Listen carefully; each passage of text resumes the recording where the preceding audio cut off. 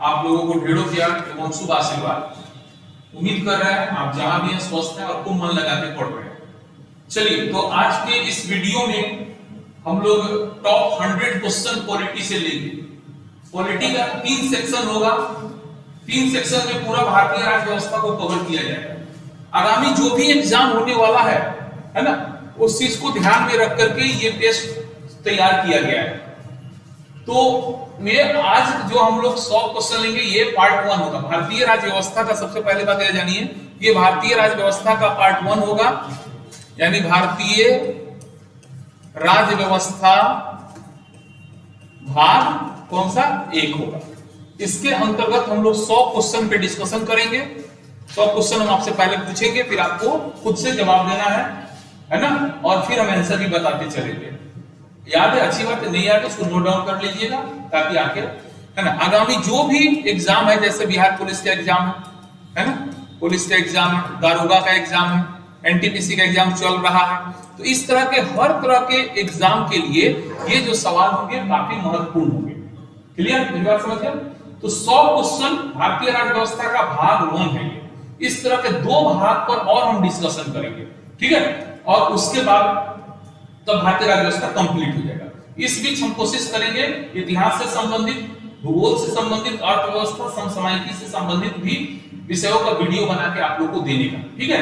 चलिए, ध्यान दीजिए, कुछ लाइव बनाने का कोशिश किए थे, लेकिन सच्चाई यह है कि नेटवर्क प्रॉब्लम हो गया, जिसकी वजह से इंटरनेट वगैरह का ये अच्छा से नहीं मिल रहा था। तो हमने सोचा क्यों ना हम इसको वीडियो बना करके डाल दें आप ही लोग के हित के लिए, ठीक है।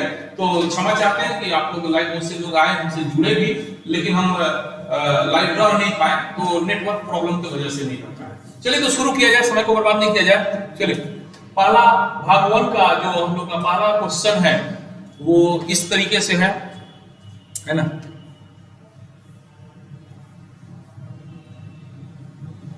रेगुलेटिंग एक्ट पारित किया गया, ध्यान दिया जाए, रेगुलेटिंग एक्ट पारित किया गया था। कब पारित किया गया था? तो इसको आप ध्यान में रखिएगा, 1773 ईस्वी में। कब पारित किया गया था? 1773 ईस्वी में। इसको याद रखने के लिए आपको सिंपल तरीका बताते हैं कि बक्सर के युद्ध के बाद 1764 में जो बक्सर का युद्ध हुआ था ना, उस युद्ध के बाद एक तरह से यह क्लियर हो गया कि अब भारतीयों का जो है शासन समाप्त हो रहा है। ईस्ट इंडिया कंपनी भारतीयों पर हावी हो रहा है।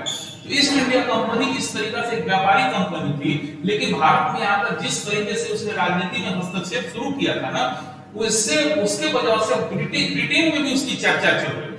तो ब्रिटिश संसद ने ईस्ट इंडिया कंपनी को रेगुलेट यानी कंट्रोल करने के लिए पहला कानून जो बनाया, उसी को बोलते हैं रेगुलेटिंग एक्ट। यह कानून कब बना था? तो 1773 में बना था। चलिए, दूसरा क्वेश्चन है, महारानी विक्टोरिया को भारत की सामग्री नियुक्त किया गया है ना। ऑप्शन देते हैं 1885 ए, बी 1875, जवाब दीजिए आप लोग, सी 1866 और डी 1858 58। तो जैसा कि आप जानते हैं 1857 की क्रांति के बाद है ना, सिपाही विद्रोह जो हुआ था 1857, उसके बाद एक तरह से ईस्ट इंडिया कंपनी का शासन भारत में समाप्त हो गया, और उसके जगह पर ब्रिटिश महारानी ने अपने नाम की घोषणा कर दी। यह भारत का शासन किसके नाम से होगा? ब्रिटेन की महारानी। तो 1857 के बाद इसका जवाब होगा, और जानते हैं इसके जस्ट बाद 1858 का जो एक्ट आया था, उसी में यह घोषणा किया गया था। तो इसका सही जवाब क्या होगा? डी होगा। क्लियर है? चलिए, तीसरा क्वेश्चन देखते हैं, कैबिनेट मिशन योजना के विषय में कौन सा सही नहीं है? यहां ध्यान रखना चाहिए, कभी भी एग्जाम में हड़बड़ाइए नहीं, पूरा सवाल पढ़िए। कैबिनेट मिशन विषय योजना के विषय में कौन सा सही नहीं पूछ रहा, कौन सा सही है नहीं, कौन सा सही नहीं है, ठीक है। ऑप्शन देते हैं, अब देखिए बोर्ड पे, प्रांतीय समूहीकरण, बी भारतीय सदस्यों वाला अंतरिम मंत्रिमंडल, सी पाकिस्तान की स्वीकृति, डी संविधान निर्माण का अधिकार, ठीक है। तो इसमें कौन सही नहीं है? तो चलिए, तो सबसे पहले हम आपको बताएं थोड़ा सा कैबिनेट मिशन योजना के बारे में, थोड़ा जानिए कि कैबिनेट मिशन योजना जो है वो द्वितीय विश्व युद्ध के बाद आया था। कैबिनेट मिशन योजना, कैबिनेट मिशन भारत कब आया था? तो द्वितीय विश्व युद्ध, तथ्य पर मत ध्यान दीजिए, कॉन्सेप्ट पर ध्यान दीजिए कि द्वितीय विश्व युद्ध समाप्त हुआ तो विश्व में शीत युद्ध चालू हुआ, और शीत युद्ध चल रहा था किन दो देशों के बीच? मुख्य रूप से अमेरिका और सोवियत संघ, यानी रूस, वर्तमान रूस, है ना। तो इसी में क्या हुआ कि अमेरिका चाहता था कि विश्व के ज्यादातर देश उसका समर्थन करें, लेकिन समर्थन करेंगे कैसे? जब उसको आजादी दीजिएगा तब, तो अमेरिका का भी एक तरह से दबाव था ब्रिटेन पर कि आप जितने भी देश को गुलाम बनाए उसको आजाद कीजिए, है ना। और दूसरी घटना ये घटी थी द्वितीय विश्व युद्ध के बाद ब्रिटेन में। एक तो पहली घटना हो गई, शीत युद्ध चल रहा था, द्वितीय विश्व युद्ध के बाद कौन सा घटना विश्व में चल रहा था, शीत युद्ध। दूसरी जो घटना महत्वपूर्ण घटी थी, ब्रिटेन में जो चुनाव हुआ था उस चुनाव में चर्चिल के जगह पर क्लेमेंट एटली साहब ब्रिटेन के प्रधानमंत्री बन गए थे। कौन प्रधानमंत्री बने थे? क्लेमेंट एटली। किस पार्टी के थे? लेबर पार्टी के थे। किस पार्टी के थे? लेबर पार्टी के थे, ठीक है। तो इसे एटली साहब ने जो है भारतीयों से एक समग्र वार्ता करने के लिए कैबिनेट मिशन को भारत भेजा। यह जो मिशन था, यह मिशन 24 मार्च 1946 को भारत पहुंचा। कब भारत पहुंचा? 24 मार्च 1946 को भारत पहुंचा। ध्यान में रखिएगा इस डेट को, ठीक है। इस कैबिनेट मिशन में कितने सदस्य थे? तो कैबिनेट मिशन में 3 सदस्य थे, नाम याद रखिएगा। कौन कौन से? तो क्रिप्स साहब थे, है ना, अलेक्जेंडर थे, अलेक्जेंडर और पैट्रिक लॉरेंस। कौन थे? 3 आदमी थे, पैट्रिक लॉरेंस, क्रिप्स, है ना, सर स्टेफर्ड क्रिप्स, आप जानते हैं ना, एवी अलेक्जेंडर, पैट्रिक लॉरेंस। इसमें से पैट्रिक लॉरेंस साहब इस कैबिनेट मिशन की अध्यक्षता किए थे। तो कभी कभी ये भी सवाल पूछता है कि कैबिनेट मिशन की अध्यक्षता किसने किया था?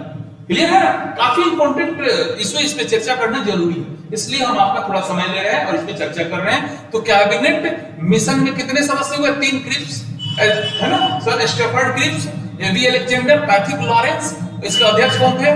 तो पैट्रिक लॉरेंस। कैबिनेट मिशन को भारत किसने भेजा? तो क्लेमेंट एटली ने। या है ना, कैबिनेट मिशन जिस समय भारत आया उस समय ब्रिटेन का प्रधानमंत्री कौन था? तो क्या जवाब देना है आपको? क्लेमेंट एटली, है ना। द्वितीय विश्व युद्ध के समय कौन था? चर्चिल। द्वितीय विश्व युद्ध के बाद कौन बना? क्लेमेंट एटली। यह मिशन भारत कब आया? 24 मार्च 1946 में। अब ध्यान दीजिएगा, जब ये मिशन आया था तो पहले आपको बता दिए हैं कि इसको भारतीयों के साथ एक समग्र वार्ता करना था। मतलब यह कि भारतीयों के अंदर जो विद्रोह की भावना थी उसको समाप्त करना था, है ना। तो भारतीयों का मुख्य डिमांड क्या था? कि भारत का शासन भारतीय लोग करे, भारत का संविधान भारतीय लोग बनाए, ये ना डिमांड था। इधर मुस्लिम लीग का 2 दल था, पता है आपको? 2 दल। मुस्लिम लीग का क्या मांग था? कि हमको पाकिस्तान चाहिए, हम पाकिस्तान के लिए अपना संविधान बनाएंगे। लेकिन कैबिनेट मिशन ने मुस्लिम लीग की कोई बात को नहीं मानी, यानी ना पाकिस्तान दिया, ना पाकिस्तान के लिए अलग संविधान सभा के गठन का अनुमति दिया, बल्कि पूरे भारतीयों के लिए कहा एक सरकार बना लीजिए, अंतरिम, उसको क्या बोलते हैं, अंतरिम तत्कालिक सरकार बना लीजिए, और सरकार बनाने के बाद दोबारा चुनाव कराने की भी जरूरत नहीं है ना। उसी चुनाव के द्वारा एक संविधान सभा भी गठित कर लीजिएगा, ठीक है। तो चलिए अब आते हैं हम लोग क्वेश्चन पे। क्वेश्चन था कैबिनेट मिशन योजना के विषय में कौन सही नहीं है? ए है प्रांतीय समूहीकरण, बी है भारतीय सदस्यों वाले अंतरिम मंत्रिमंडल, पाकिस्तान की स्वीकृति, सी और डी है संविधान निर्माण का अधिकार। तो इसका सही जवाब क्या होगा? पाकिस्तान की स्वीकृति, है ना। कैबिनेट मिशन योजना को कौन सही नहीं पूछ रहा है, ये सही है क्या? बिल्कुल सही नहीं है। पाकिस्तान निर्माण करने का अधिकार दिया नहीं ना दिया।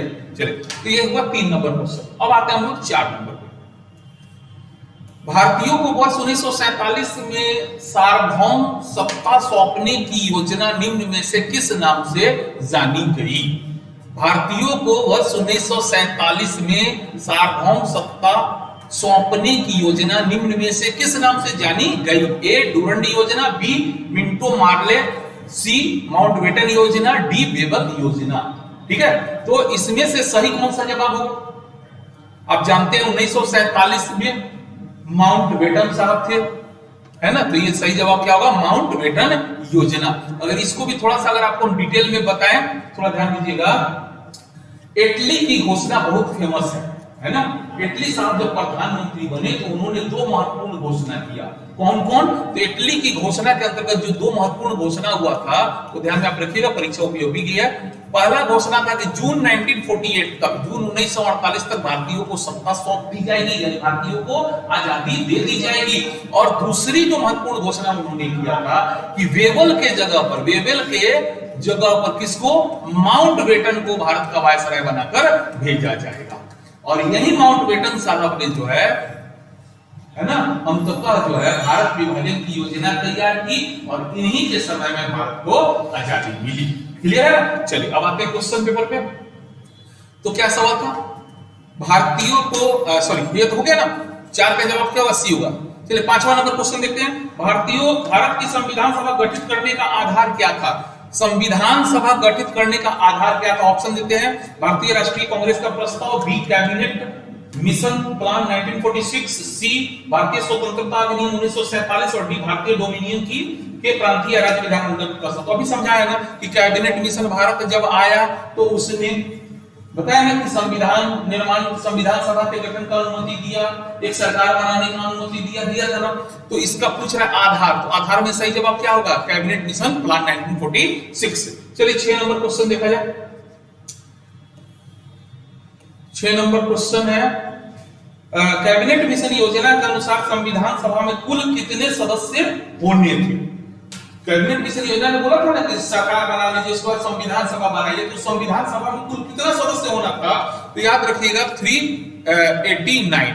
6 नंबर का सही जवाब क्या होगा, 389 है ना। इस 389 सदस्य में से थोड़ा तोड़ के अगर आपको बताएं तो 3 कुल कितने होने थे, तो 389, ठीक है, कुल कितने सदस्य होने थे, 389। तो इस 389 में से जो है 292 ब्रिटिश प्रांत से, कहां से, ब्रिटिश प्रांत से, क्लियर है ना। उसके बाद अगर आपको बताएं तो 4 को चीफ कमिश्नरी, इसलिए किसी किसी किताब में 296 एक साथ देता है, बल्कि चीफ कमिश्नरी वाला जो एरिया था वहां से 4 को आना था, और बाकी जो है देसी रियासत से 93 को, देसी रियासत से कितना, 93 को। तो याद रखिएगा कैबिनेट मिशन योजना के अनुसार संविधान सभा में कुल कितने सदस्य होने थे, तो 389 इसका सही जवाब होगा।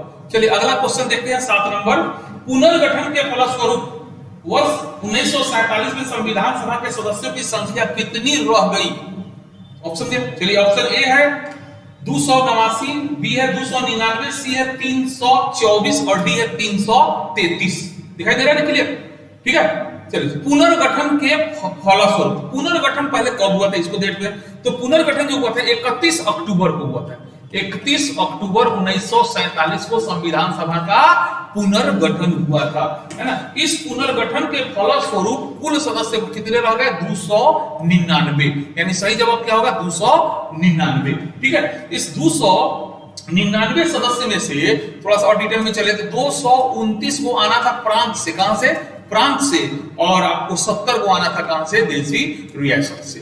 तो पुनर्गठन याद रखिएगा, देश की आजादी 15 अगस्त 1947 के बाद इसके एक बार फिर संविधान सभा का पुनर्गठन किया गया था। कब किया गया था, 31 अक्टूबर 1947 को। और इस पुनर्गठन के बाद संविधान सभा के सदस्यों की संख्या कितनी रह गई थी, तो 299। चलिए नेक्स्ट क्वेश्चन देखा जाए, 8 नंबर क्वेश्चन, कैबिनेट मिशन योजना के अंतर्गत संविधान निर्मात्री परिषद में प्रत्येक प्रांत की आवंटित सदस्य संख्या निर्धारित करने के लिए एक प्रतिनिधि कितनी जनसंख्या के अनुपात में था। तो कैबिनेट मिशन बार बार आ रहा है, क्योंकि कैबिनेट मिशन ने कैबिनेट मिशन के प्रस्ताव में यह बात था कि आपको संविधान सभा बनाना है। तो संविधान सभा बनाना है तो भारत की कितनी जनसंख्या पर एक सदस्य नियुक्त किया जाता है। बिल्कुल ये तो संजय बहुत सरल सवाल है, 10 लाख व्यक्ति पर एक, ठीक है। चलिए 9 नंबर क्वेश्चन देखते हैं।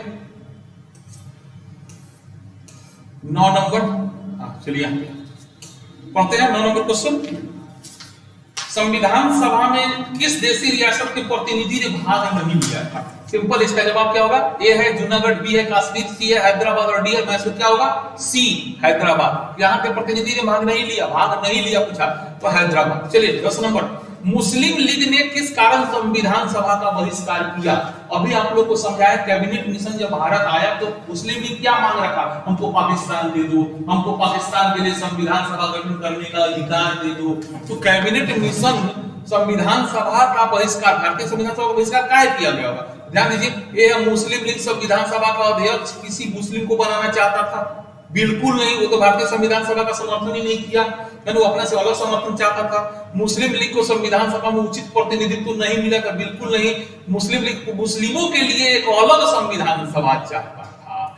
यही सही जवाब होगा, यानी सी जवाब होगा, ठीक है। चलिए 11 नंबर क्वेश्चन देखा जाए, संविधान सभा के सदस्य प्रतिनिधि थे। संविधान सभा के जो सदस्य थे, अभी बार बार बोल कैबिनेट मिशन योजना में सब बात शामिल है। तो कैबिनेट मिशन ने कहा 2 चुनाव कराना नहीं, कहा एक चुनाव करा कर अंतरिम सरकार बनाइए और फिर प्रांतीय विधानसभा के सदस्य जो है संविधान सभा गठित कर ले। तो जनता डायरेक्ट सुना नहीं, ना सुना संविधान सभा के सदस्य को जनता डायरेक्ट सुना है, डायरेक्ट नहीं सुना, इनडायरेक्ट सुना है। तो इसका सही जवाब क्या होगा? संविधान सभा के सदस्य प्रतिनिधि थे, जनता द्वारा प्रत्यक्ष निर्वाचित बिल्कुल नहीं, जनता द्वारा अप्रत्यक्ष रूप से निर्वाचित थे। ठीक है, चलिए 12 नंबर क्वेश्चन देखते हैं। संविधान सभा का प्रथम अधिवेशन कहां हुआ था? ए है मुंबई, बी है कोलकाता, सी है लाहौर और डी है दिल्ली। तो संविधान सभा का प्रथम अधिवेशन जो हुआ था वो दिल्ली में हुआ था। चलिए 13 नंबर देखते हैं। संविधान सभा के उद्घाटन अधिवेशन की अध्यक्षता किसने की थी? उद्घाटन अधिवेशन, ध्यान दीजिए थोड़ा सा, इसको लेकर के हम आपको एक यहाँ पे समझाएंगे, थोड़ा ध्यान दीजिए। संविधान सभा की प्रथम बैठक जो है 9 दिसंबर 1946 को हुआ। संविधान सभा की प्रथम बैठक कब हुई थी? 9 दिसंबर 19। इस दिन क्या हुआ कि संविधान सभा जब बैठेगा तो अपना में से क्यों अध्यक्ष चुनेगा, तो अपना में से अध्यक्ष चुनेगा कि वो सभा तो होगा ना, उस सभा कराएगा कब? तो उसके लिए आनंद फानंद में तत्कालीन अध्यक्ष चुना गया था डॉक्टर किसको? सच्चिदानंद सिन्हा जी को। किसको? डॉक्टर सच्चिदानंद सिन्हा जी को, है ना। अस्थायी इसको बोलते हैं, क्या बोलते हैं? अस्थायी अध्यक्ष। ठीक है, चलिए अब आते हैं 9 तारीख के बाद 11 दिसंबर को फिर संविधान सभा की बैठक होती है। इस दिन डॉक्टर राजेंद्र प्रसाद को अस्थायी अध्यक्ष चुन लिया जाता है। डॉक्टर राजेंद्र प्रसाद को कैसा अध्यक्ष? अस्थायी अध्यक्ष चुना गया। अब एक चीज और आप ध्यान रखिएगा यहीं पे, 13 दिसंबर लगातार 9 2 दिन गए, 11 फिर 13 ऐसे करके एक दिन गए करके, है ना। 13 दिसंबर 1946 को एक महत्वपूर्ण कार्य हुआ कि पंडित जवाहरलाल नेहरू ने, पूछने पंडित जवाहरलाल नेहरू जी ने संविधान सभा के समक्ष उद्देश्य प्रस्ताव प्रस्तुत किया। उद्देश्य प्रस्ताव प्रस्तुत किया, किसने प्रस्तुत किया? पंडित जवाहरलाल नेहरू ने। कब प्रस्तुत किया? 13 दिसंबर 1946 को। और उस पर 8 दिन तक, कितने दिन तक? 8 दिन तक व्यापक विचार विमर्श हुआ और फाइनली जो है 22 जनवरी, ध्यान में रखिएगा, 1947 को उद्देश्य प्रस्ताव पारित हो गया। तो ये 3-4 वो घटना है, इसको याद रखिएगा, परीक्षा में अक्सर इससे सवाल आते रहते हैं। 9 दिसंबर 1946 को अस्थायी अध्यक्ष के बने थे डॉक्टर सच्चिदानंद सिन्हा।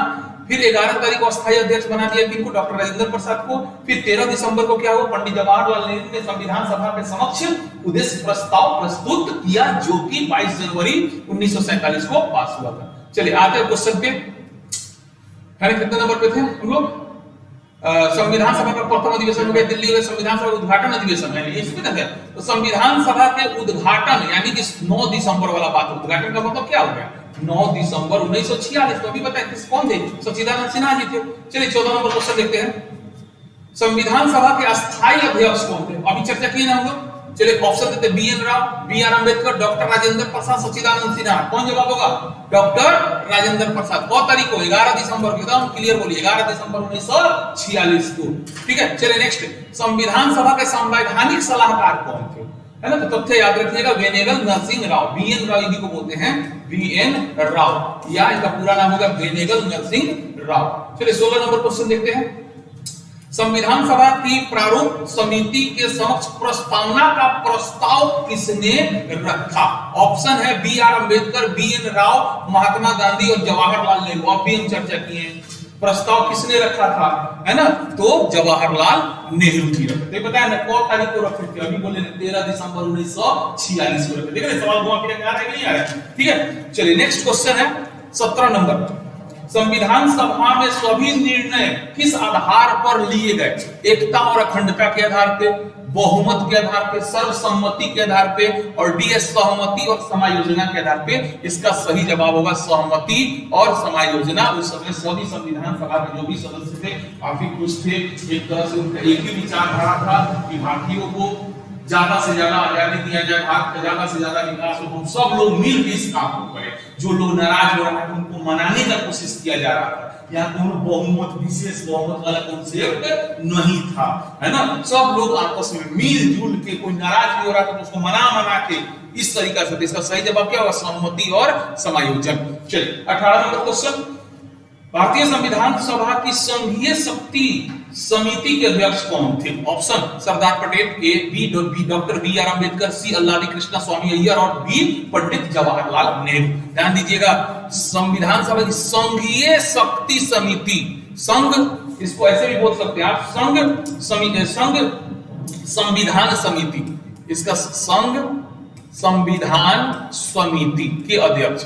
तो इसका सही जवाब क्या होगा? पंडित जवाहरलाल नेहरू। लेकिन ये संघ के जगह पर यदि रहता प्रांतीय, अगर शब्द दे देता खाली प्रांतीय संविधान समिति के अध्यक्ष कौन थे, तो जवाब आपका दूसरा हो जाता, सरदार वल्लभ भाई पटेल हो जाता है ना। सरदार वल्लभ भाई पटेल प्रांतीय के थे, ठीक है, और पंडित जवाहरलाल नेहरू किसके थे? संघ के थे।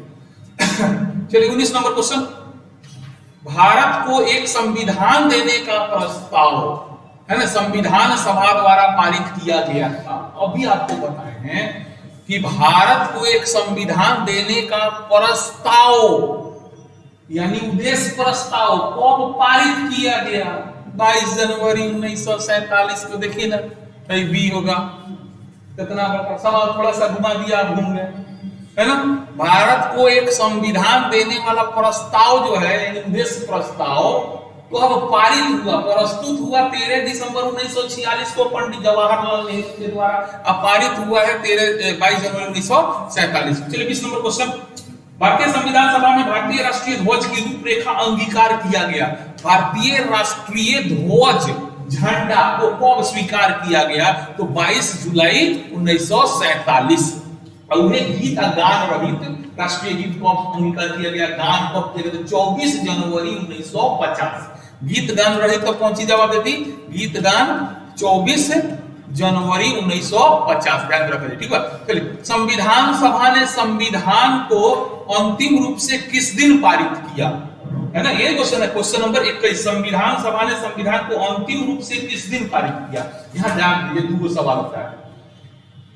अंतिम रूप से संविधान पर बहस, अंतिम रूप से पास होना, अंतिम रूप से बैठक होना, मिलना जुलना फॉर्मेलिटी के लिए। तो 26 नवंबर 1949 को संविधान के अंतिम रूप से पारित कर दिया है। ओकरा बाद संविधान सभा के विघटन ना करल गए, फिर ये लोग 24 जनवरी 1950 के दिन मिला आपस में। को तारीख को 24 जनवरी 1950 को। उस दिन सभी लोग पहले संविधान पर हस्ताक्षर कैलो, है ना। डॉक्टर राजेंद्र प्रसाद के सर्वसम्मति से राष्ट्रपति चुनलक लोग। ओकरा बाद तब जाके संविधान सभा के विघटित करके कहल संविधान सभा संसद का रूप ले रहा है। तो ये सवाल है, संविधान सभा ने संविधान को अंतिम रूप से किस दिन पारित किया? तो पारित किया तो 26 नवंबर 1949 को। अगला सवाल, संविधान सभा अंतिम रूप से किस दिन आखिरी बार मिली? 24 जनवरी 1950। सी इसका सही जवाब होगा, 22 का, ठीक है। चलिए आगे बढ़ते हैं हम लोग। 23 नंबर क्वेश्चन, संविधान सभा द्वारा अंतिम रूप से पारित, है ना, कुल कितने अनुच्छेद और अनुसूची है? संविधान सभा द्वारा, यह सवाल क्या है? संविधान सभा द्वारा। तो संविधान सभा द्वारा अंतिम रूप से पारित जो हुआ यानी 26 नवंबर 1949 को, उस दिन 395 अनुच्छेद और 8 अनुसूचियां थी। तो यानी सही जवाब क्या होगा इसका?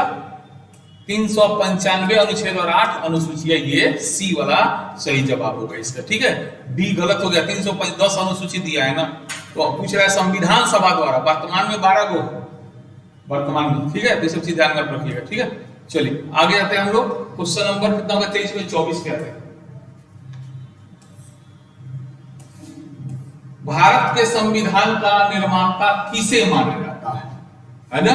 ए है महात्मा गांधी, बी है बी आर अम्बेडकर, सी है जवाहरलाल नेहरू और डी है बी एन राव। तो संविधान का निर्माता जो ड्राफ्टिंग कमेटी के यानी प्रारूप समिति के जो अध्यक्ष जो लिखे थे, आपको बताए थे, डॉक्टर भीमराव अंबेडकर, है ना। ये सही जवाब है। चलिए इसमें ज्यादा डिस्कशन नहीं किया है, आगे पढ़ा जाए। 25 नंबर, भारतीय संविधान के किस भाग को उसकी आत्मा, है ना, किस भाग को उसकी आत्मा का की आख्या प्रदान की गई है? तो प्रस्तावना को, है ना, प्रस्तावना को आत्मा कहा जाता है, याद रखिएगा। 26 नंबर, भारत में जनप्रिय संप्रभुता है क्योंकि भारत के संविधान की प्रस्तावना शुरू होती है हम भारत के लोग शब्द से।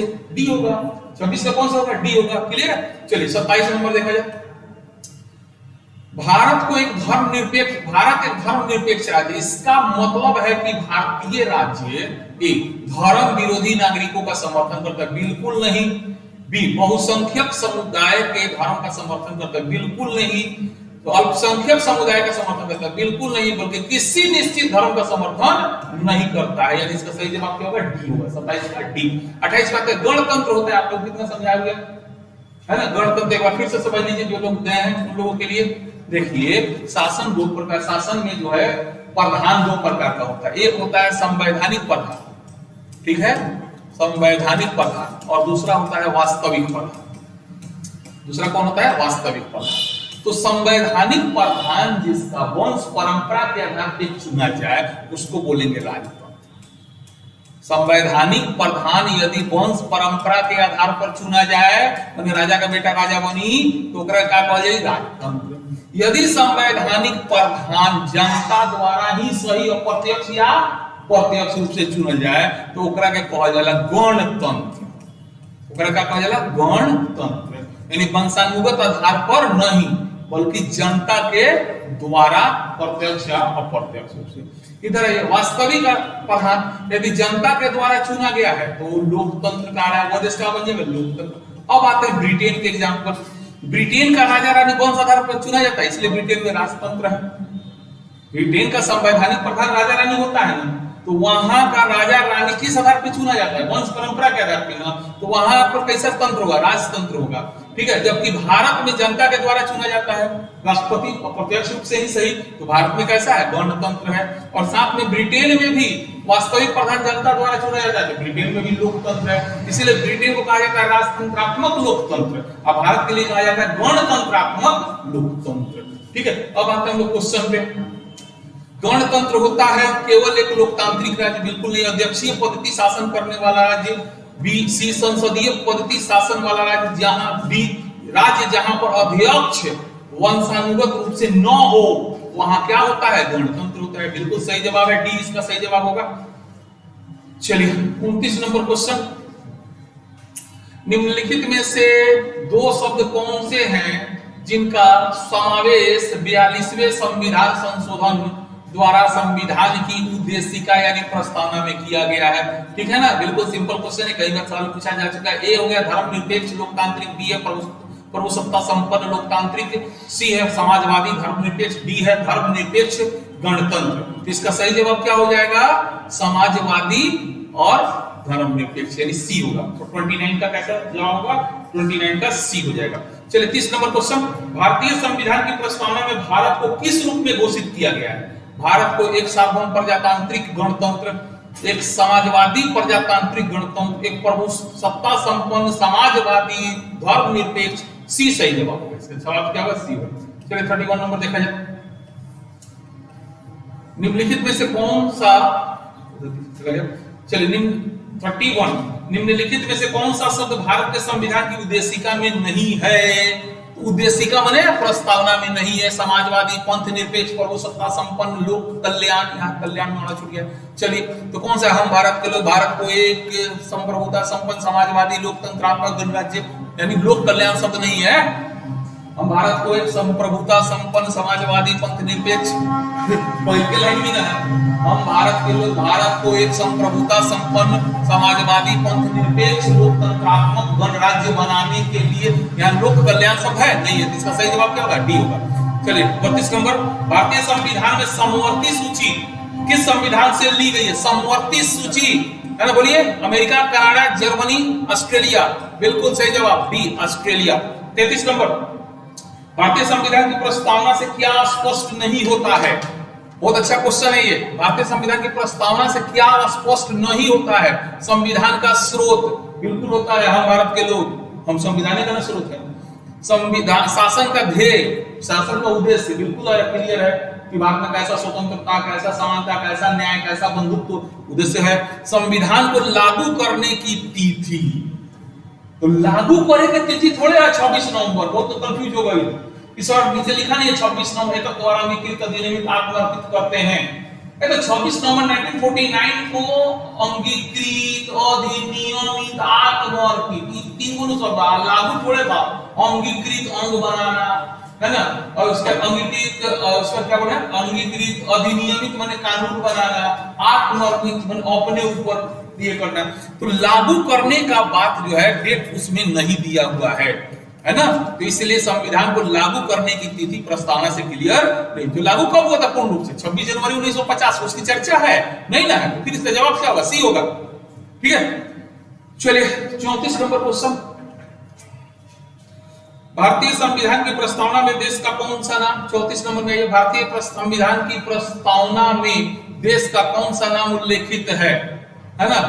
तो प्रस्तावना में कौन सा नाम है, यानी ध्यान दीजिए थोड़ा सा, ये सवाल गड़बड़ है। यहाँ अनुच्छेद 1 होगा, ज्यादा सही होगा। अनुच्छेद 1 या भारतीय संविधान में तो हम भारत, जैसे ना भारत अर्थात इंडिया, अनुच्छेद 1 क्या कहता है? भारत अर्थात इंडिया। तो ये भारत और इंडिया सी सही जवाब होगा। ठीक है, तो इसीलिए सवाल थोड़ा सा मिस्टेक हो गया इसमें कि भारतीय संविधान की प्रस्तावना की जगह संविधान, भारतीय संविधान में देश में कौन सा नाम, देश के लिए कौन सा नाम उल्लेखित किया गया। चलिए तो इसको सुधार लीजिएगा। सी, 34 का सी जवाब होगा। 35 नंबर क्वेश्चन देखते हैं। भारत की संप्रभुता किसमें निहित है? ये कितना बार चर्चा किए हैं कि भारत की संप्रभुता जो है, अगर जनता, हम भारत के लोग, ये जनता जवाब दे तो पहला चॉइस होगा। अगर भारत के लोग नहीं है, संविधान शब्द है तो दूसरा होगा। तो यहाँ पे पूछा कि भारत की संप्रभुता में सबसे शक्तिशाली किसमें निहित है? तो संसद में, राष्ट्रपति में, प्रधानमंत्री में भारत की जनता, जो भारत की जनता होइले बन तो फिर संप्रभुता कहां रही। चलिए नेक्स्ट 36 नंबर। संविधान की उद्देशिका में कितनी बार संशोधन किया गया है? तो आप जानते हैं संविधान की उद्देशिका में अब तक केवल और केवल एक बार संशोधन किया गया है, 42वां संविधान संशोधन। तो हुआ 42वां, ये भी याद रखिएगा, इंदिरा गांधी के समय होता। चलिए नेक्स्ट है 37 नंबर। भारतीय संविधान की प्रस्तावना में लिखित हम भारत के लोग से क्या अर्थ है? हम भारत के लोग से क्या अर्थ निकला था? पढ़ लेते हैं, देखा गया ऑप्शन। ऑप्शन ए, भारतीय गणराज्य की प्रभुसत्ता जनता में निहित है। भारतीय गणराज्य की प्रभुसत्ता जनता में निहित है। चलिए ठीक है, लगा था थोड़ा बहुत। संविधान का निर्माण भारत की जनता द्वारा हुआ है, ये तो ज्यादा बेहतर है। हम भारत के लोग ने संविधान को बनाया है, इसलिए इसका सही जवाब हो जाएगा बी, संविधान का निर्माण भारत की जनता द्वारा हुआ है। क्लियर है? चलिए 37 के बाद आते हैं 38 नंबर क्वेश्चन पे। 38 नंबर क्वेश्चन पे आइए। भारतीय संविधान कैसा है?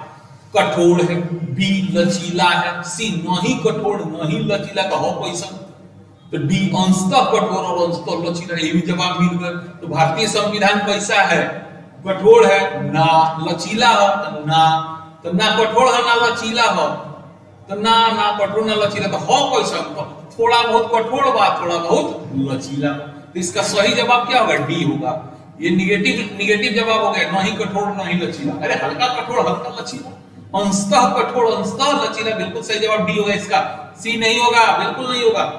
चलिए 39। भारत के संविधान में भारत को क्या माना गया है? भारत के संविधान में भारत को क्या माना गया है? ए, एक और संघ माना गया है। बी, स्वतंत्र राज्यों का एक संघ माना गया है। सी, राज्यों का एक यूनियन माना गया है। तो अनुच्छेद 1 का कहता, आर्टिकल 1 का कहता, भारत अर्थात इंडिया राज्यों का क्या होगा? संघ होगा। क्या होगा? संघ होगा। और इस संघ के लिए अंग्रेजी में कौन सा शब्द है? यूनियन। फेडरेशन नहीं है, कौन सा शब्द है? यूनियन।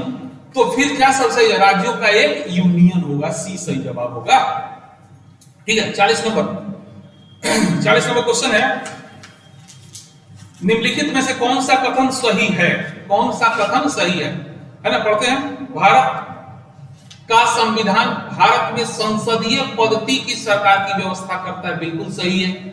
और आगे देखा जाए, भारतीय संविधान द्वारा स्वतंत्र न्यायपालिका की स्थापना की गई, ये भी सही है। भारतीय संविधान द्वारा भारत में विधि के शासन की व्यवस्था की गई, आर्टिकल 14, ये भी सही है। यानी डी इसका जवाब हो जाएगा। ठीक है, 40 का डी। चलिए 41 पे आते हैं हम लोग। भारतीय संविधान का स्वरूप किस प्रकार का है ना? भारतीय संविधान का स्वरूप, ये बहुत ही डाउटफुल क्वेश्चन है ना? इसको अक्सर एग्जाम में पूछता रहता है, इसको ध्यान रखिएगा। भारतीय संविधान का स्वरूप, ठीक है, तो भारतीय संविधान का स्वरूप किस प्रकार का है? तो ए है एकात्मक, बी है पूर्णतः संघात्मक, सी है संरचना में संघात्मक, भावना में एकात्मक, डी है भावना में संघात्मक, संरचना में एकात्मक, है ना? तो ध्यान दीजिएगा, भारतीय संविधान का जो स्वरूप है वो इसके लिए सबसे बेटर जवाब सी होता है। क्या होगा? सी होगा, है ना? संरचना में संघात्मक है, माने देखे में दूगो लौकता कि केंद्र बा और अंतर्गत बहुत सारा राज्य बा, डबल लेयर के गवर्नमेंट है ना। अरे दो जिस्म एक जान समझते हैं, प्रेम प्रेमिका कहता है ना दो जिस्म एक जान है, तो दो जिस्म दूगो जिस्म लोग भारत देश के लिए, राज्य के लिए अलग समवर्ती सूची में शक्ति बांट दिया गया है।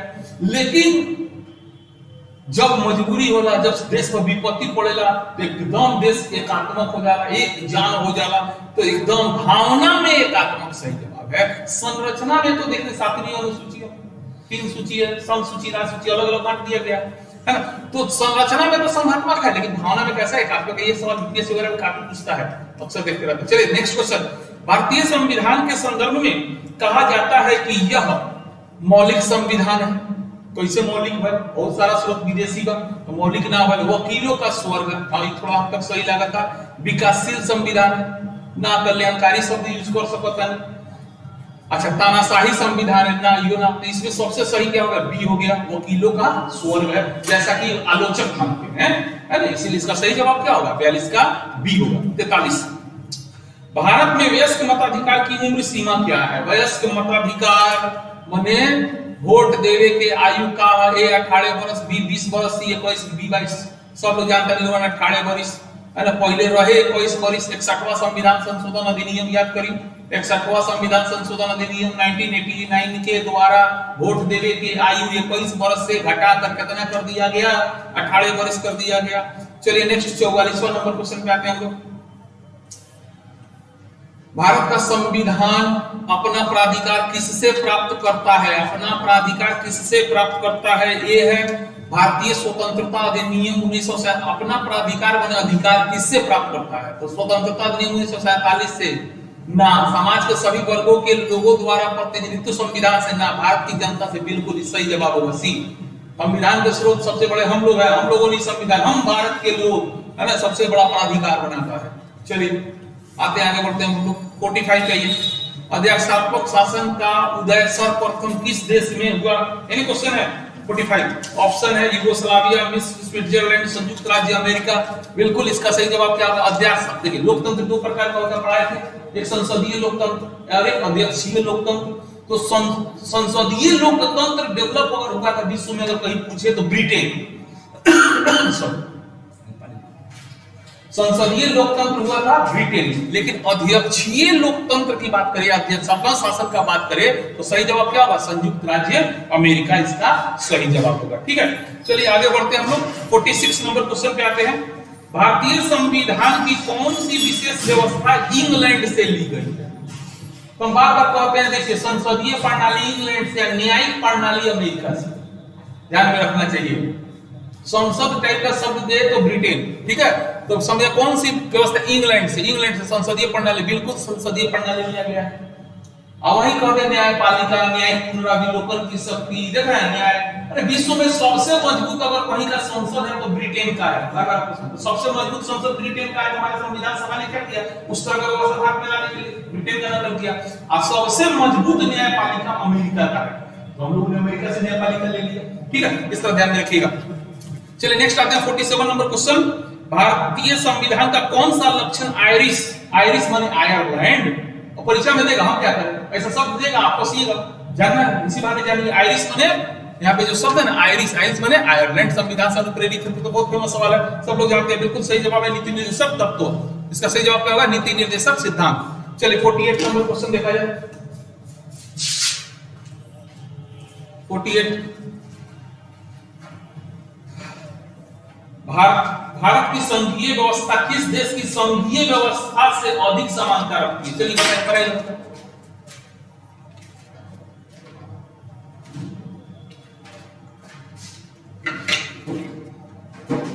भारत की संघीय व्यवस्था, फेडरल सिस्टम कहां से है ना? कितना नंबर है संघीय व्यवस्था? 48 नंबर है ना। तो 48 नंबर कनाडा से। कहां से? कनाडा से। ठीक है, इसको ध्यान में रखिएगा। चलिए अब आते हैं 49 नंबर क्वेश्चन। भारत के संविधान निर्माताओं ने न्यायिक पुनरावलोकन का विचार अभी समझाया है। न्यायपालिका, न्यायिक पुनराविलोकन, इस सब का जवाब क्या होगा? अमेरिका होगा। ठीक है, चलिए 50 नंबर, भारत के संविधान की प्रस्तावना में प्रतिस्थापित स्वतंत्रता, समानता और भाईचारे के आदर्शों की प्रेरणा कहां से मिली थी? तो कहां से? फ्रेंच रेवोल्यूशन, फ्रांस की क्रांति इसी आधार पर तो हुए किया था, स्वतंत्रता, समानता और भाईचारा। ठीक है, चलिए 51 नंबर क्वेश्चन।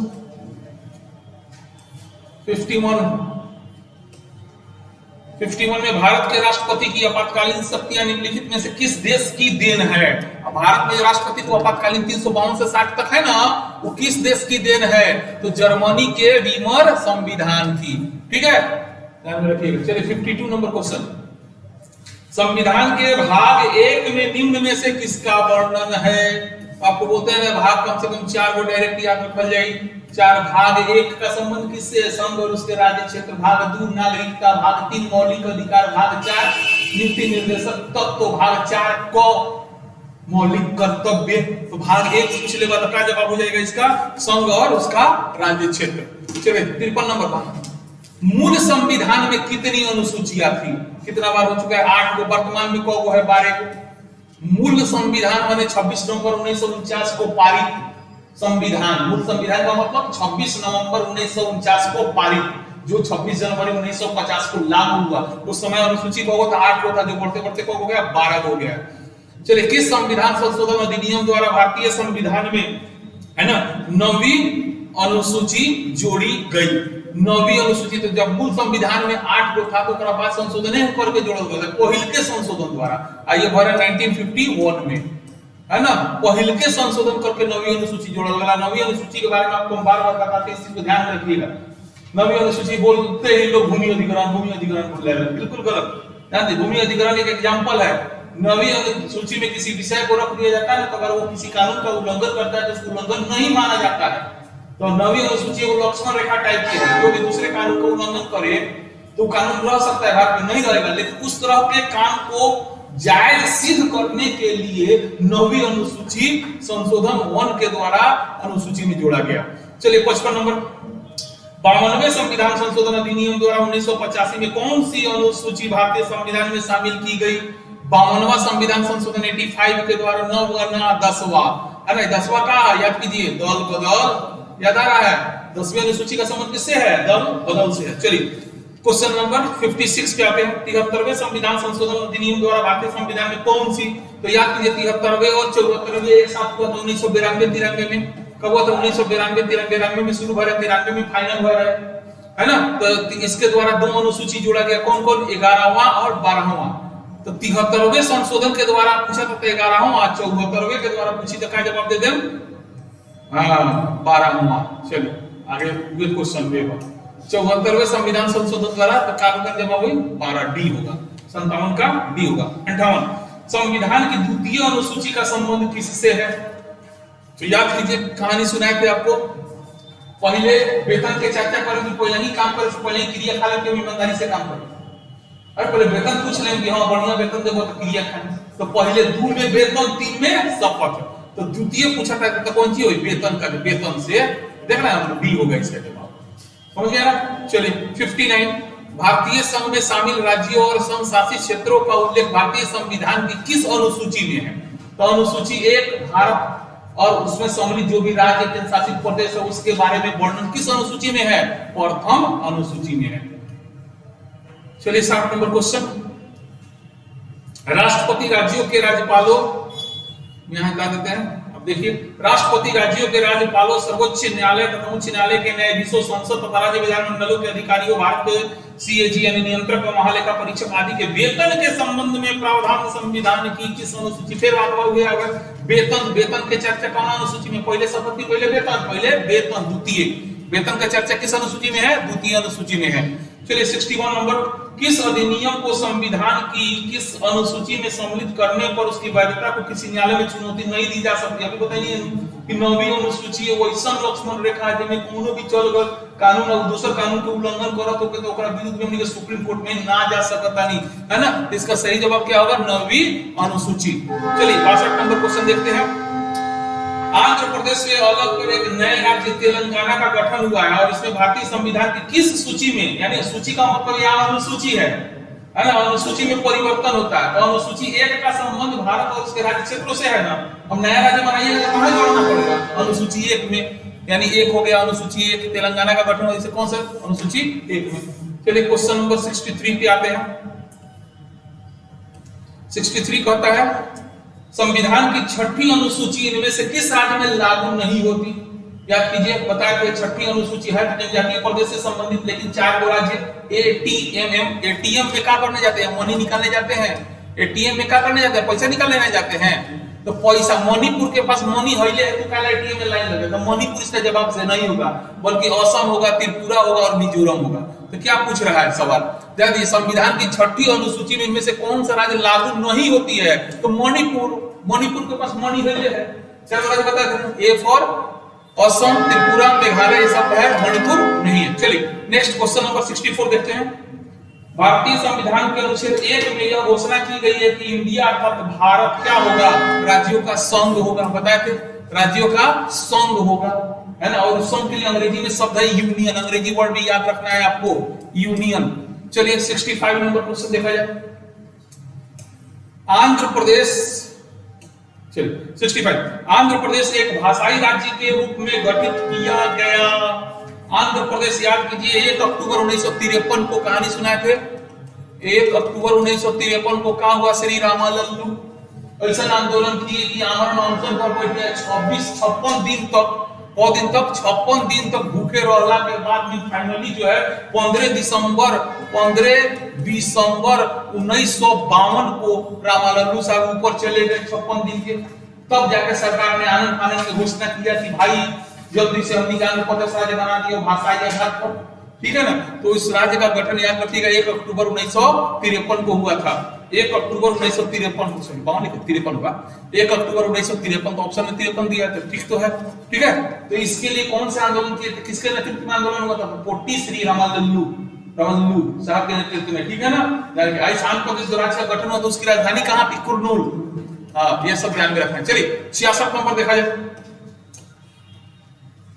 किसी राज्य के नाम में परिवर्तन करने का अधिकार निम्नलिखित में से किसको प्राप्त है। किसी राज्य के नाम में, उसके सीमा में कोनो भी तरह के तेल बेल करे के अधिकार अनुच्छेद 11 अनुच्छेद 11 बोल, ये जो है कौन सा अनुच्छेद 3, अनुच्छेद 2, 3 और 4, यानी कि अनुच्छेद 3 और 4 मिला के पढ़िएगा तो ज्यादा जवाब सही होगा। 3 किसको देता है, संसद को देता है। संसद यह काम करेगा बिल्कुल किसकी अनुमति से, तो पहले राष्ट्रपति से पूछेगा, और राष्ट्रपति अनुमति देने से पहले क्या करेंगे, संबंधित राज्य के विधानमंडल से पूछ लेंगे।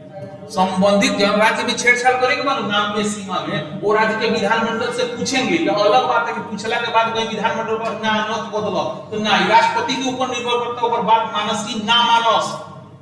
तो यहाँ ध्यान रखना, ये सब काम कौन करेगा, संसद करेगा। लेकिन किससे पूछ के करेगा, तो राष्ट्रपति से पूछ के करेगा। राष्ट्रपति किससे पूछ के जवाब देंगे, तो विधानमंडल से पूछ के जवाब देंगे। 3 स्टेज है, 3 स्टेज से कहीं से सवाल आ सकता है। चलिए आगे देखते हैं। तो इसका सही जवाब हो गया बी। चलिए 67 नंबर क्वेश्चन,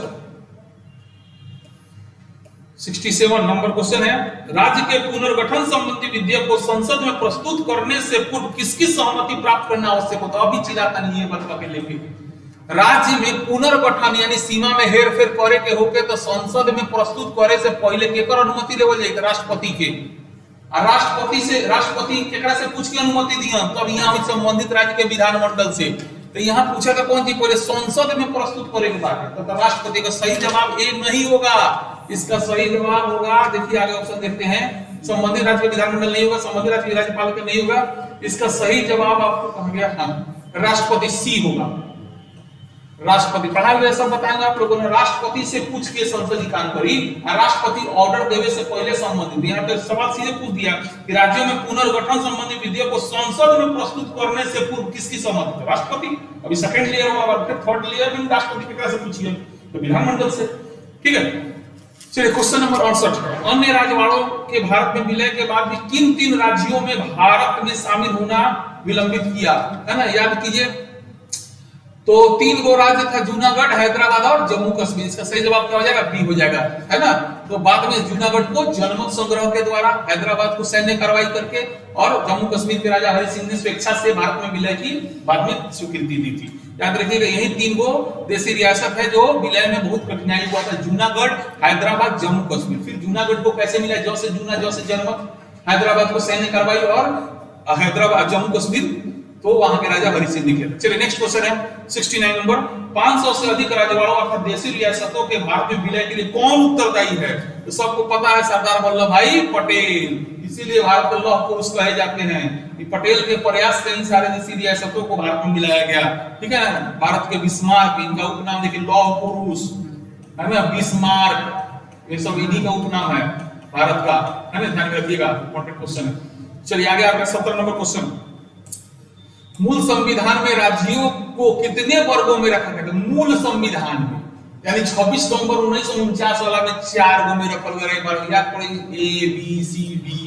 तो फजल अली आयोग, राज्य पुनर्गठन आयोग का जब गठन हुआ था 53 में, जो 56 में रिपोर्ट किया, तो कहा कोची लफड़ा रखले बड़ा लोगों ने 4 प्रकार के हो, ये सब पे खत्म करो, अपो प्रकार बना दे, दो प्रकार बना दे, कौन कौन केंद्र सॉरी राज्य और केंद्र शासित प्रदेश, राज्य और केंद्र शासित प्रदेश। तो याद रखिएगा मूल संविधान में 2 प्रकार का राज्य था, 4 गो था, इसको 1956 में 2 प्रकार में बदला गया था।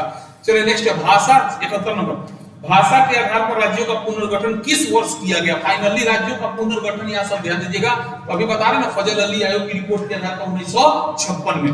नेक्स्ट है सर्वप्रथम भाषा के आधार पर 72 नंबर, सर्वप्रथम भाषा के आधार पर आंध्र प्रदेश राज्य का गठन 1953 में हुआ था। इसके पूर्व वहां एक आंदोलन हुआ था, इस आंदोलन में किसकी मृत्यु हो गई थी? तो अभी ना सुने नहीं है, एगो नेता लोग पोटी श्री रामालल्लू 56 दिन तक आमरण अनशन करे ना चल गए ऊपर, तो ये हमारे पोटी श्री रामालल्लू। इसका सही जवाब क्या होगा? सी होगा, 72 का सी होगा। अब आते हैं 73 पे, 73 नंबर क्वेश्चन, भाषागत आधार पर राज्यों के पुनर्गठन के लिए भारत सरकार ने दिसंबर 1953 ईस्वी में राज्य पुनर्गठन आयोग की नियुक्ति की थी, जिसकी रिपोर्ट के आधार पर 1956 ईस्वी में राज्य पुनर्गठन अधिनियम संसद ने पारित किया था। इस आयोग के अध्यक्ष कौन थे? चिराग फजल अली। राज्य पुनर्गठन आयोग के अध्यक्ष कौन थे? फजल अली। 1953 में गठन आयोग बनाया गया, 56 में रिपोर्ट दिया, ये सब ध्यान में आपको रखना पड़ेगा। चलिए नेक्स्ट है 74 नंबर, झारखंड राज्य का गठन कब हुआ? झारखंड राज्य का, तो आप लोग को याद कीजिए, सब बात बताए थे, 3 गो राज्य संघ बना रहे 2000 में, 3 राज्य कब बना थे? 1 नवंबर, 9 नवंबर, याद होगा, अब 15 नवंबर 2000 सब हुई, 2000 ठीक बा। तो एक छत्तीसगढ़ 26वां राज्य, 26वां मध्य प्रदेश से टूट के छत्तीसगढ़ बना, कौ तारीख के? 1 नवंबर के। ओकरा बाद उत्तर प्रदेश से छटक के बनल कौन? उत्तराखंड, 9 नवंबर के उत्तराखंड, है ना। बिहार से खटकल तो बनल झारखंड, कौ तारीख के? तो 15 नवंबर। इसे कहले 1 9 15 याद रखे के पड़े। तो 1 तारीख छत्तीसगढ़ 26वां राज्य भी था उस समय कंप्लीट, बिल्कुल। 27वां हो गया उत्तराखंड, 28वां था झारखंड, ऐसे भी याद रखना, ये भी पूछा जा सकता है, ठीक है। चलिए दोबारा, झारखंड राज्य का गठन कब हुआ था? तो झारखंड कब बना था? 15 नवंबर को बना था, यानी सही जवाब क्या हो जाएगा? सी हो जाएगा, ठीक है। चलिए नेक्स्ट आते हैं, सिक्किम भारत का 22वां राज्य बना, है ना। ये है 75 नंबर क्वेश्चन, सिक्किम भारत का 22वां राज्य बना। ये है 42वें संशोधन, बी है 40वें और सी है 39वें और डी है 36वें। ध्यान दीजिए, ये सवाल क्या पूछ रहा है? राज्य बना, तो राज्य बना, आप लोगों को कहानी सुनाए थे, 35वां संशोधन के द्वारा उसको संबंधी राज्य यानी संबद्ध राज्य यानी एसोसिएट यानी सहयुक्त, ये सारे शब्द दे सकते हैं, पूर्ण राज्य नहीं। पूर्ण राज्य बना 36वां संशोधन के द्वारा। 36वां संशोधन 1975 में हुआ था, 35वां हुआ था 74 में। अब 35वां के द्वारा उसको संबद्ध या सहयुक्त इस तरह का शब्द आए तो दीजिएगा। अब पूर्ण राज्य का बात आ जाए तो 36वां संशोधन, इसलिए इसका सही जवाब क्या होगा? 75 का सही जवाब होगा डी। चलिए 76 नंबर क्वेश्चन देखिए, 76 नंबर, भारतीय संविधान के किन अनुच्छेदों में नागरिकता संबंधी प्रावधान है? अभी ने बताया भाग 2 के अनुच्छेद 5 से 11 तक में, भाग 2 के अनुच्छेद 5 से 11 तक में।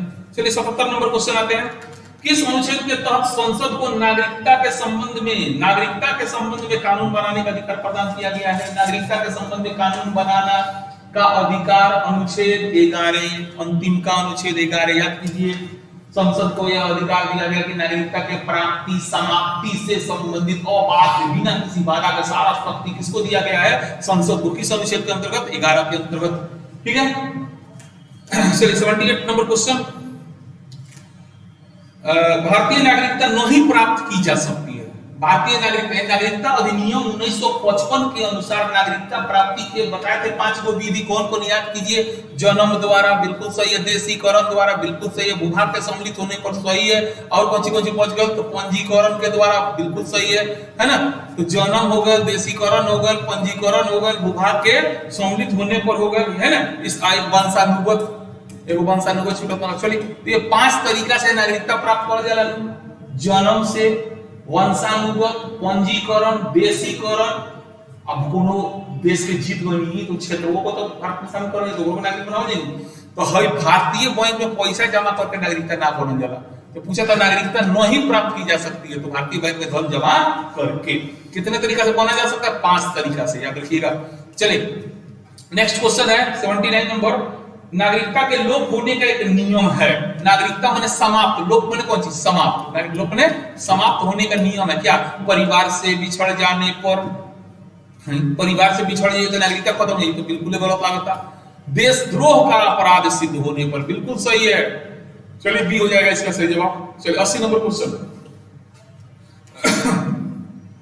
भारत की नागरिकता निम्नलिखित में से किस प्रकार प्राप्त की जा सकती है? भारत अभी ना बता दिया, जन्म से, है ना।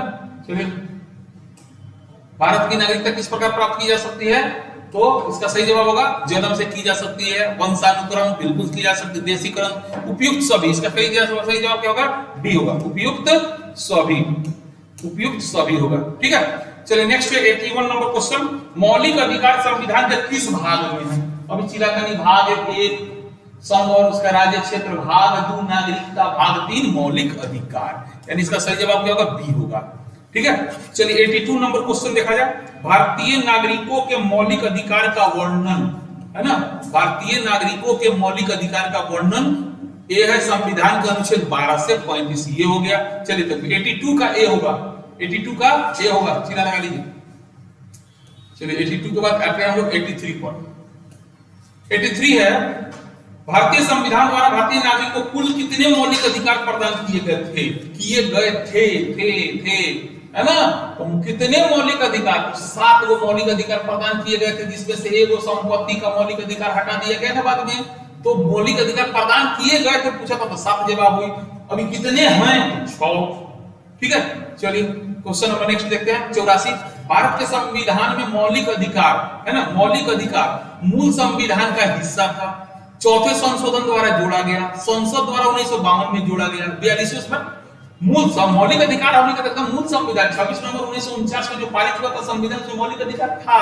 ठीक है, तो मूल संविधान का हिस्सा था। चलिए 85 नंबर क्वेश्चन, 85 है, मौलिक अधिकार को लागू करने का दायित्व किस पर है? मौलिक अधिकार को लागू करने का दायित्व उच्चतम न्यायालय पर है, उच्च न्यायालय पर भी है, दोनों पर हो जाएगा। अरे उच्चतम न्यायालय अनुच्छेद 32 के अंतर्गत, उच्च न्यायालय 226 के अंतर्गत, है ना। तो दोनों सही हो गए। इसका सही जवाब क्या होगा? सी होगा। चलिए 85 हो गया। अब आते हैं हम लोग 86 पर। भारतीय संविधान में उद्घोषित मौलिक अधिकारों, है ना, में संशोधन किया जा सकता है।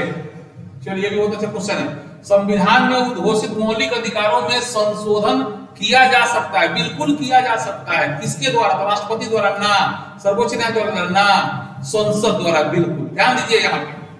यहाँ पे आप लोगों को केस बताया था 1973 के केशवानंद बनाम केरल राज्यपाल में सर्वोच्च न्यायालय ने कहा संविधान के किसी भी हिस्सा में संसद को संशोधन करने की शक्ति है ना, किंतु आधारभूत ढांचा को छोड़ के।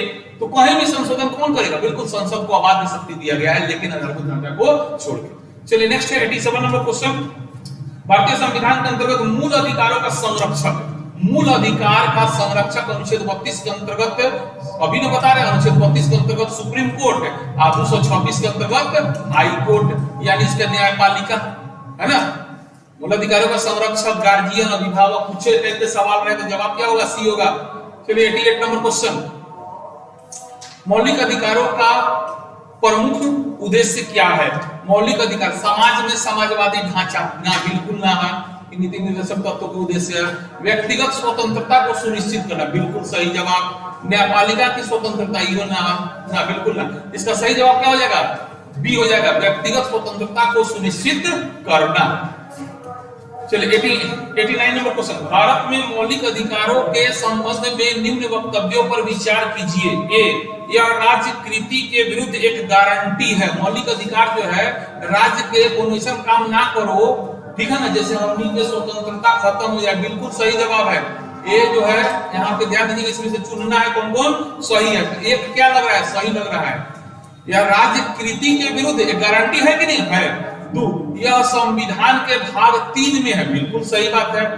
यह 3 नंबर, यह सामाजिक आर्थिक और आगे देखते हैं और राजनीतिक न्याय सुनिश्चित, बिल्कुल नहीं है ना, आर्थिक न्याय का कोई चर्चा नहीं है, ठीक है। तो इसीलिए 3 नंबर क्या हो जाएगा, गलत हो जाएगा। नहीं, 1 सही है, 2 सही है, 3 गलत हो गया। 4 नंबर, यह अमेरिका के अधिकारों के बिल की भांति नहीं है, बिल्कुल उसी की भांति अमेरिका से मौलिक अधिकार नहीं है गया। तो इसमें सही जवाब हो जाएगा 1, 2 सही है, यानी ए नंबर है ना। 89 का क्या हो जाएगा, ए नंबर हो जाएगा, ध्यान दीजिएगा। 89 नंबर का एक नंबर हो जाएगा। चलिए 90, समानता का अधिकार भारतीय संविधान के किन 5 अनुच्छेदों में दिया गया। समानता, मौलिक अधिकार में 6 प्रकार का जो अधिकार है उसमें सबसे पहला कौन है, समानता का है ना। तो कौन से 14 से 18 अनुच्छेद ले है। समानता का अधिकार भारतीय संविधान किन 5 अनुच्छेदों में है, तो सी इसका सही जवाब होगा, अनुच्छेद 14 से 18। 91 देखते हैं, भारतीय संविधान में छुआछूत, बिल्कुल फेमस क्वेश्चन है, छुआछूत अनुच्छेद 17। छुआछूत क्या है, अनुच्छेद 17, याद है। चलिए आगे बढ़िए। 92 नंबर, 1955 में पारित अस्पृश्यता अपराध अधिनियम को वर्तमान में किस नाम से जाना जाता है ना। तो वर्तमान में नागरिक अधिकारों की रक्षा अधिनियम, आप लोग को लिखाए थे, बताए थे, पढ़ाए थे, नागरिक अधिकारों की रक्षा अधिनियम। अब इसी टाइप का खोजिए, सिविल अधिकार अधिनियम ना, सिविल अधिकार अधिनियम ना, नागरिक भेदभाव ना, नागरिक संरक्षण अधिनियम, सिविल अधिकार संरक्षण अधिनियम, ये सिविल बने नागरिक, है ना। तो इसका सही जवाब होगा डी, थोड़ा सा शब्द इधर उधर घुमा दिया है। चलिए 93 नंबर, भारत में समाचार पत्रों की स्वतंत्रता, बताए थे ना, वाक्य एवं अभिव्यक्ति की स्वतंत्रता के अंतर्गत ही आता है, जिसकी चर्चा अनुच्छेद 19 क में है, यानी संविधान का अनुच्छेद 19 क में। 93 का क्या हो जाएगा, ए हो जाएगा, 93 का ए हो जाएगा। चलिए 94 देखते हैं, स्वतंत्रता के मूल अधिकार से संबंधित संविधान के अनुच्छेद 19 के अंतर्गत कितने प्रकार की स्वतंत्रताएं प्रत्याभूत हैं, ये भी खूब चर्चा किए थे। मूल संविधान, वर्तमान संविधान, है ना, तो कितने प्रकार की स्वतंत्रताएं होगा, इसका सही जवाब हो जाएगा 6। कितने प्रकार की हो जाएगा, 6 प्रकार। मूल संविधान में कितना था, 7 था, जिसमें से ये वो संपत्ति वाला हटा दोगे, ठीक है। 94 नंबर इस तरीके से, इसका सही जवाब होगा 94 का सी। 95, भारतीय संविधान का कौन सा अनुच्छेद व्यक्ति को विदेश यात्रा का अधिकार, विदेश यात्रा ये हम लोग के जीवन जीने के अधिकार में शामिल है। जीवन जीना, पता है क्या आप लोगों को, सर्वोच्च न्यायालय में से मेनका गांधी केस में यह सवाल उठा कि कैसा जीवन जीने का अधिकार दे रहे हैं। तो सर्वोच्च न्यायालय ने क्या कहा, गरिमामयी जीवन। तो इस गरिमामयी जीवन जीने के लिए अगर हमें विदेश, अगर हम सही आदमी हैं तो विदेश जाए तो कौन रोक सकता है, कोई नहीं रोक सकता है, ठीक है। ध्यान रखिएगा, अनुच्छेद 21, इसका सही जवाब क्या होगा, अनुच्छेद 21, विदेश यात्रा का अधिकार, अनुच्छेद 21। चलिए 96 नंबर क्वेश्चन, संविधान के किन अनुच्छेदों में शोषण के विरुद्ध अधिकार है। शोषण के विरुद्ध याद कीजिए, तीसरा प्रकार हो गया, पहला समानता, दूसरा स्वतंत्रता, तीसरा शोषण, अनुच्छेद 23 और 24। इसका सही जवाब क्या हो जाएगा, सी हो जाएगा। इसका सही जवाब क्या हो जाएगा, 23 और 24। चलिए नेक्स्ट है, मौलिक अधिकारों के अंदर कौन सा अनुच्छेद बच्चों के शोषण, ध्यान दीजिएगा 23 सबके लिए है, 24 स्पेसिफिक बच्चों के लिए है, तो अनुच्छेद 24 हो जाएगा। दोनों दिया हुआ है, ध्यान दीजिएगा, बच्चा शब्द है तो 24। चलिए 98, भारतीय संविधान के अनुसार किसी भी व्यक्ति को जिसे गिरफ्तार अथवा बंदी किया जाता है सबसे नजदीकी मजिस्ट्रेट के समक्ष उपस्थित करना होगा।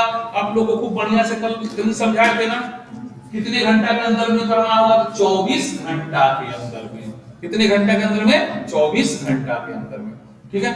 चलिए 99 देख लिया जाए। 99 क्वेश्चन करता है कि निम्नलिखित में से किस अनुच्छेद में कहा गया है कि किसी भी व्यक्ति को एक ही अपराध के लिए एक बार से अधिक अभियोजित या दंडित नहीं किया। अनुच्छेद 20, अनुच्छेद 20 में 3 गो बात है ना कि उस समय तक आप अपराधी नहीं बनते हैं जब तक किसी लिखित कानून का उल्लंघन नहीं करते हैं, है ना। दूसरा, अपने विरुद्ध साक्ष्य देने के लिए बाध्य नहीं किया जाएगा, सब बताया था ना, है ना। एक अपराध के लिए एक ही बार सजा दिया जाएगा।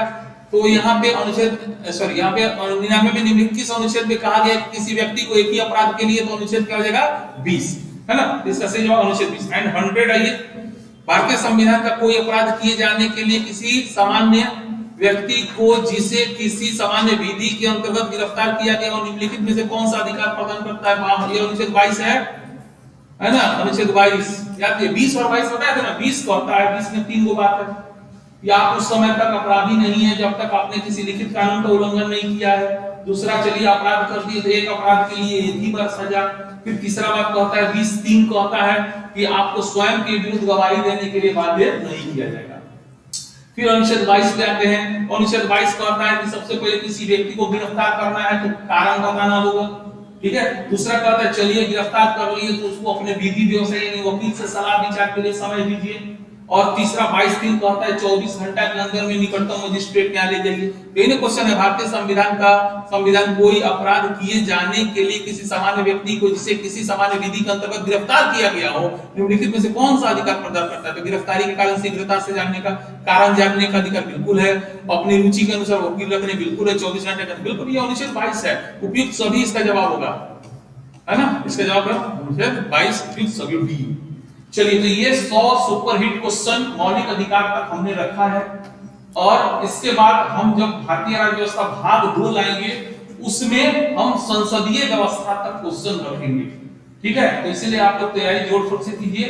हम बहुत जल्द भारतीय राज्य व्यवस्था भाग 2 लेकर के आप लोग के समक्ष आ रहे हैं, है ना। और दूसरी बात ये कि ये इसमें बहुत से क्वेश्चन में बहुत लोगों को डाउट होगा, बिल्कुल कोई डाउट करने की जरूरत नहीं है। हम जो बता रहे हैं हमने भी इसका गहन अध्ययन किया है और गहन अध्ययन करके आप तक हमने आपको सही जवाब जो हो सकता है उसको पहुंचाया है। इसीलिए प्रश्नवाचक चिन्ह खड़ा करने की जगह पर अपने में सुधार करने की कोशिश किया जाए और इसको बिल्कुल अच्छे तरीके से तैयारी कीजिए, क्योंकि काफी इंपॉर्टेंट 100 प्रश्न है आगामी किसी भी तरह के एग्जाम के लिए। ये काफी महत्वपूर्ण होगा और आपका पूरा साथ देगा, ठीक है। चलिए, तो आज के लिए इतना ही। आप लोग को बहुत बहुत धन्यवाद।